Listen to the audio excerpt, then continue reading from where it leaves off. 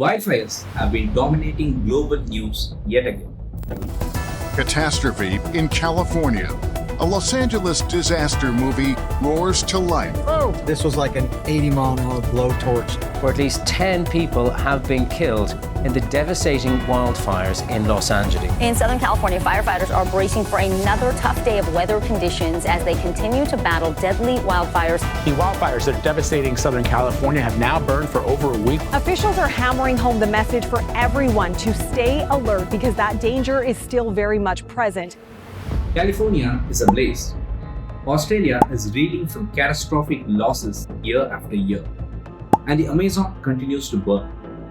Last year alone, close to 365 million hectares of land were scorched by wildfires, threatening biodiversity and human lives. So what makes wildfires such a powerful and destructive force? Let's delve into the science behind wildfires.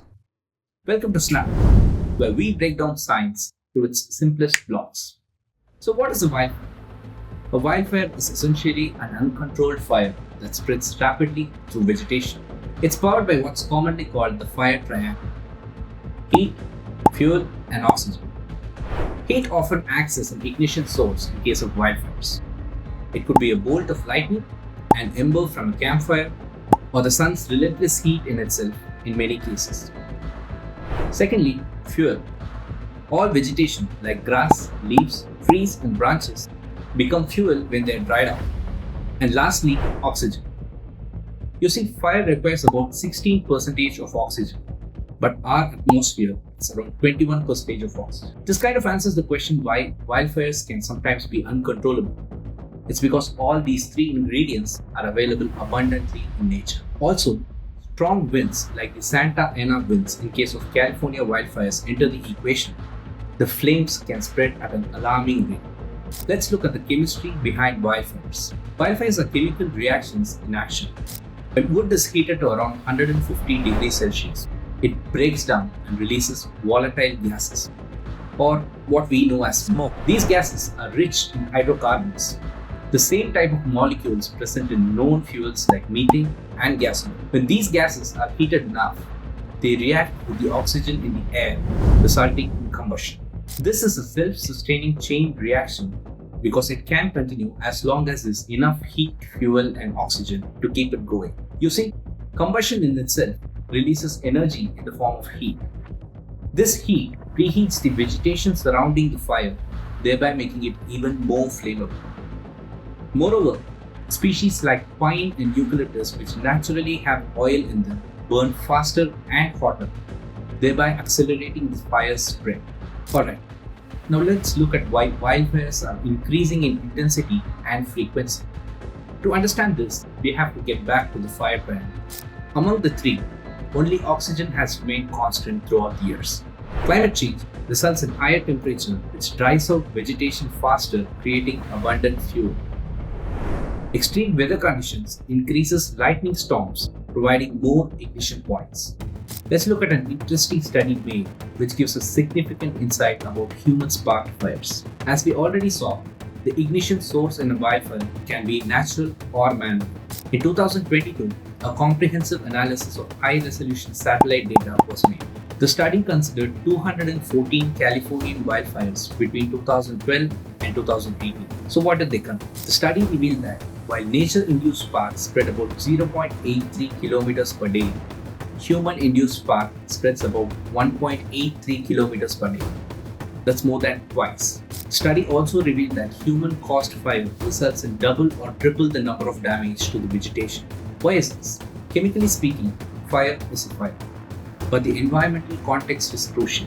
Human-induced fire often occur in less forested areas, which means it lacks the vegetation necessary to prevent the spread of fire. This underscores the need for adaptive fire management strategies exclusively for human-sparked fires. Let's have a look at some numbers which indicate the current impact of wildfires across the globe. According to our world in data, this is the amount of hectares lost year after year globally.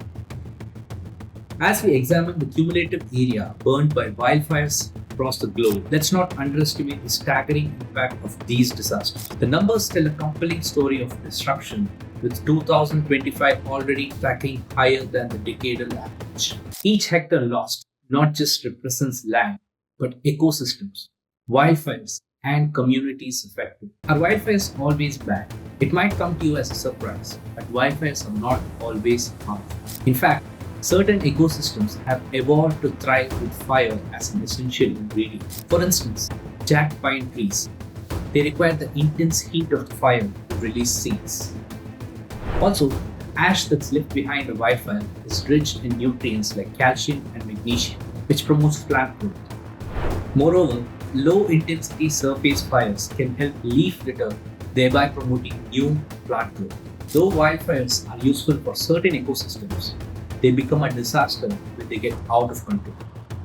Let's look at some preventive measures that are in place to handle wildfires. Science-driven strategies are transforming fire management. For instance, there's a technique called controlled burns, which is deliberate low-intensity fires which burn certain amount of fuel which could potentially help larger blazes.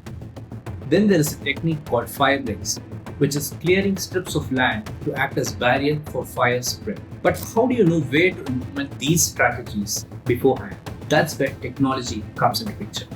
Today, there are dedicated satellites like MODIS which detect heat signatures, monitor vegetation moisture, and map fire-prone areas in real time. Then there are drones which are equipped with thermal cameras for real-time imaging. These can also be used to drop fire retardants in affected areas. So what are fire retardants? They are chemical mixtures designed to slow down or stop the spread of fire.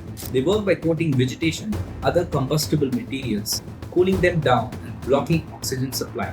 Fire retardants typically contain compounds such as ammonium phosphate or ammonium sulfate, which help absorb the heat and create a barrier against flames.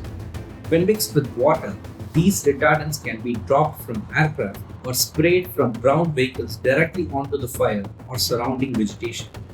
This technique significantly slows down the fire spread and gives firefighters more time to implement containment strategies. Wildfires across the globe are stark reminders of the delicate relationship between nature and human activity. While they are a natural force, their growing intensity reflects on climate change and our expanding footprint on the globe. Understanding the science behind wildfire is the first step in managing them. Together, we can protect our forests, our communities, and our future. Thanks for watching. For more awe-inspiring stories of science and tech, follow Snap.